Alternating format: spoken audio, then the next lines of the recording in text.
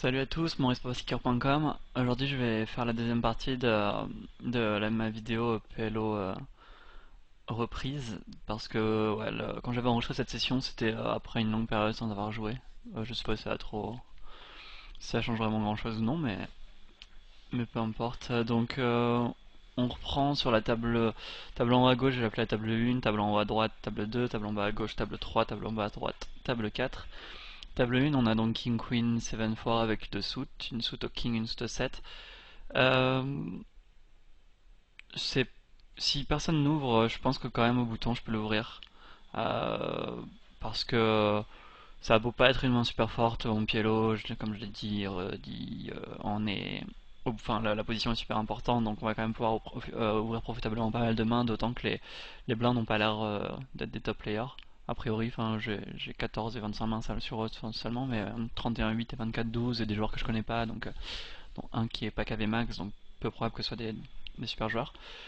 Cela dit, finalement on a le cutoff qui est limp. Alors oui, il est à 62% de limp, mais entre un jeu coup qui va jouer avec potentiellement donc des blindes qui peuvent avoir des bonnes mains, un cutoff qui limp beaucoup, mais on n'est pas non plus super au-dessus de sa range, voire on est à peu près pareil que sa range, on a une main de merde, et il a sans doute une range assez faible aussi.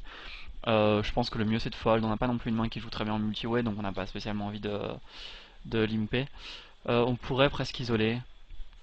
C'est juste que c'est un peu high de variance, je suis pas certain que ce soit vraiment V+.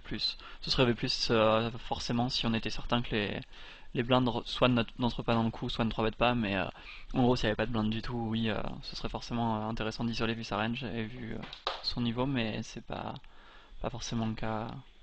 Enfin je veux dire on a des blindes à prendre en compte aussi, donc des joueurs en blind à prendre en compte. Donc ça me paraît être plutôt un fold. Main de merde en haut à droite, pardon. Fold facile.